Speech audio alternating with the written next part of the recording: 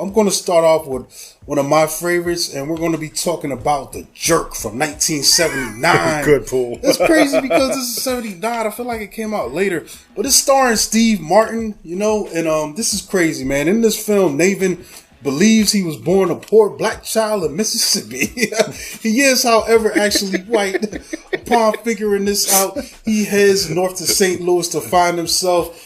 And this is where the film shines for me, man. It's a crazy setup, man. He's been raised by this beautiful, loving black family, and they just accepted him for what he is, even though he's just, at this point, it's crazy because he's like 30 when he leaves in this film, but he's supposed to be like in his like 19, 20. Right. I think he's getting gray a little bit or something, but his hair's always been white. I was about to say, it's been white his whole life, man.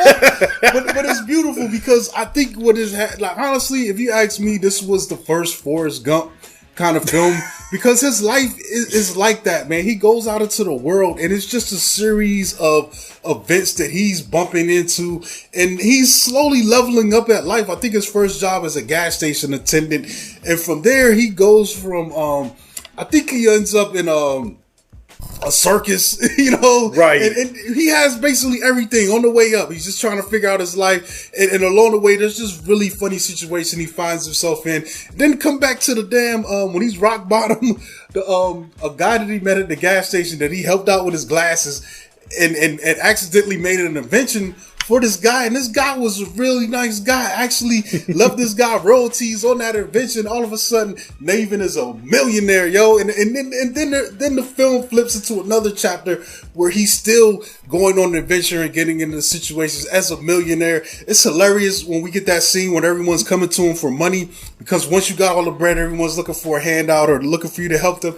And yo, the cat juggler, bro, that scene. So there's this guy that comes up. Yo, he's dressed like a priest, and he's like, yo, we need money to stop this epidemic of cat juggling. Yo, this is one of the craziest videos. And then I love when the other guys come, these two dudes come, and he's like, yeah, man, we need you to help us out, and I think they're trying to make some land development.